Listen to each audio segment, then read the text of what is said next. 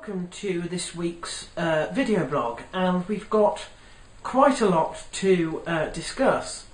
This has been the first full week of 2014, and the new year has started off with quite a bang for me, and not all of it positive. Do you know, it started with the first part of the week that was dominated by a migraine. Now, I don't get migraines very often. I've probably had, a few in my whole life. I used to get them sort of once every couple of years, and it has increased from that. Now I generally tend to have two a year. And I'm one of these people who have what's called migraine with aura. Aura is all the other symptoms that you can get from a migraine, which is just a headache, a really bad headache. So the symptoms that I usually get include creeping numbness and what's known as visual aura. Now, the creeping numbness usually starts on the left, somewhere on the arm, and the numbness basically works up the body until it gets to the face, and then you get the aura in your eyes, which is basically a sort of blindness. It's very strange, but it's only temporary. It doesn't usually last for very long. Now, in times gone past, sometimes I've had a headache, sometimes I haven't. But those are the only three symptoms: the numbness, the aura, and the headache that I've ever had before. Thinking that it was going to be pretty much just that, when I had it not long after waking up, I continued with my day as usual, as I like to do anyway, really, and I went to work.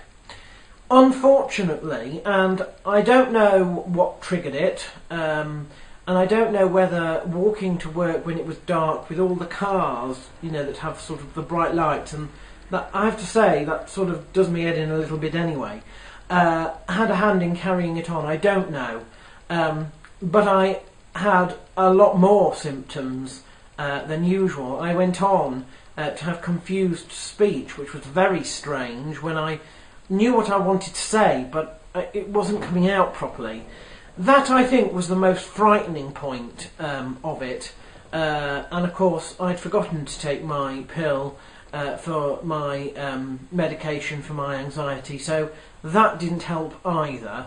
And then I got the sickness. I got feeling sick, and if you've ever been travel sick, it's that sort of sickness. It isn't the sort of, where you've got a stomach ache and you feel like that. It's not that sort at all. It's more like waves of nausea. It's very, very strange. There's no pain particularly involved. Now, because that happened, and I have to say that it was all over within about a 4-hour period, from the very start to the very end, I was able to get the afternoon off, which was quite kind of the people I work with to allow me to do that. And I booked an appointment to see a doctor on Friday, which was a couple of days later. Of course, once I'd gone home, I'd relaxed a bit, and then I had a proper night's sleep. I woke up and I was fine, and I've been fine ever since. I saw the doctor, and he basically said, look, these are things that are almost random, and they tend to be triggered by a collection of things that add up over time, and not to worry about the fact that this one was bad. It doesn't necessarily mean that I'm going to have a trend of it getting, worse or anything like that. But he did say that there are things out there for it, and if it became a real pain, like, every month or something like that, there were things that he could, possibly do. I've spoken to a lot of people that I know this week about it, many of whom are migraine sufferers themselves, and there have been a lot of people having migraines this particular week. I think one of the biggest factors is possibly the atmospherics at the moment. All the storms, all the wind, all the rain. I don't think that helps. Which brings me nicely on to my next topic, which was what happened in the latter part of the week, more or less as soon as I'd recovered.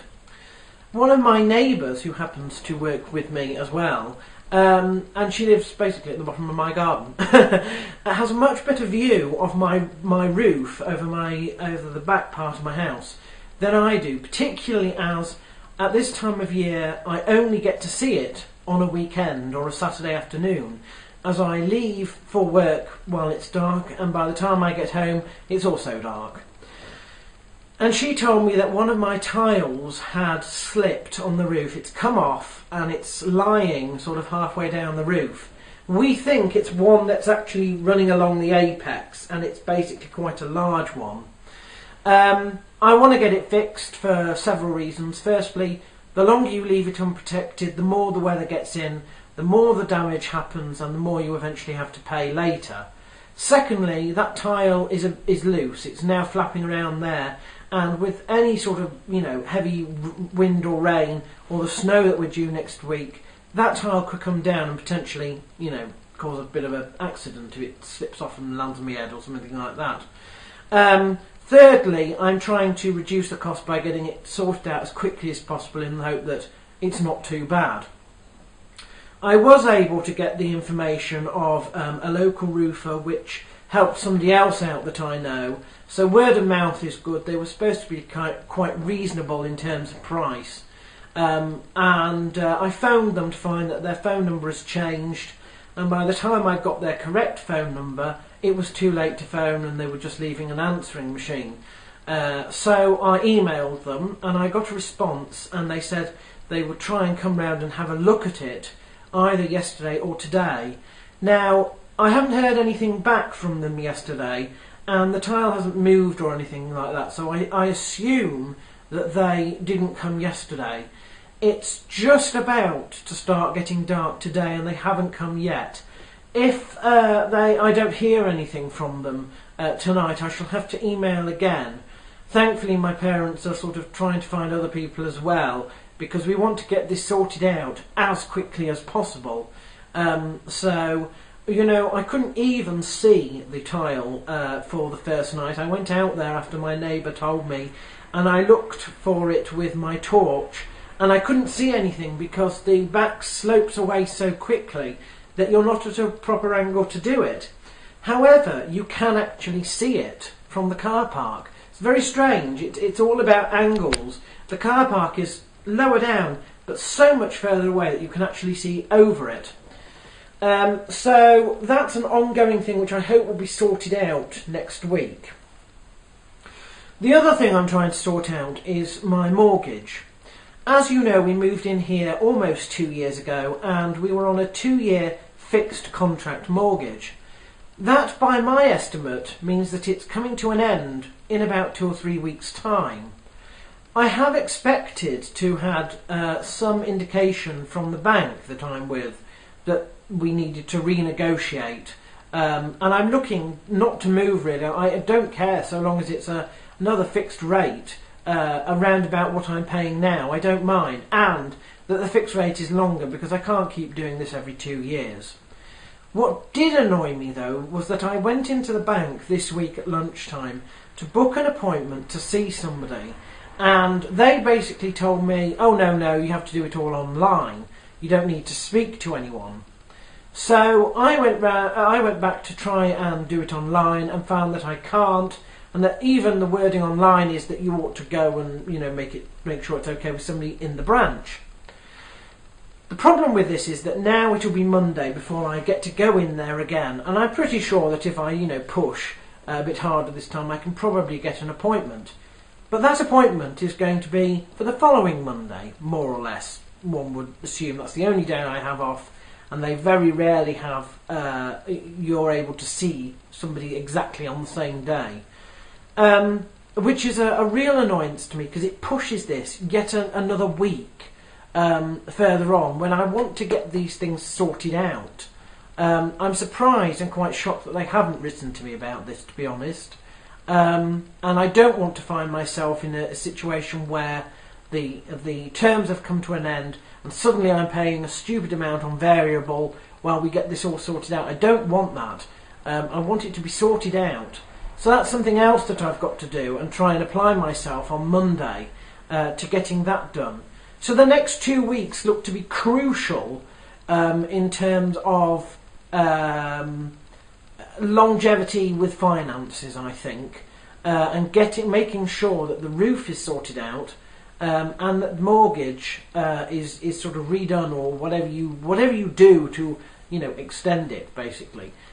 You would have thought, since it's their money, that they may have shown more interest, if you pardon the pun, with interest. But you may have thought that they would, get in contact with me, like it says they should do on the website, 2 or 3 months before. Well, I've had nothing, and I've been looking out for this for a long time. So, hopefully, it will all get sorted. But it's been a knackering week. It really has, and next week looks like it's going to be another busy week. Hopefully, after that, I can finally get Springboard back on track, which is what I was hoping to start this last week, and that's what hasn't sort of happened yet. So all going well, I should be able to tell you good news in next week's blog, and then we can sort of get on with looking for other jobs and stuff like that, rather than messing around with this house and messing around with finances and stuff like that, when I had hoped that these would be easy things to overcome and not the big pain in the neck that they're all turning out to be. And lest we forget the birthdays, and I also want to say that I do have a fighter fighting this week. It's Charlie Raider towards the end of this week, so I hope that he does very well. Here's hoping that he wins that one.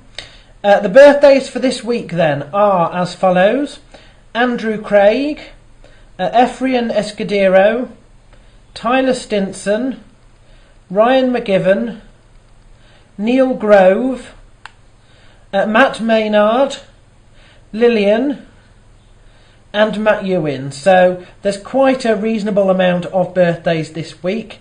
I hope you all have fantastic birthdays and eat lots of cake. If you don't want to, I shall eat lots of cake for you.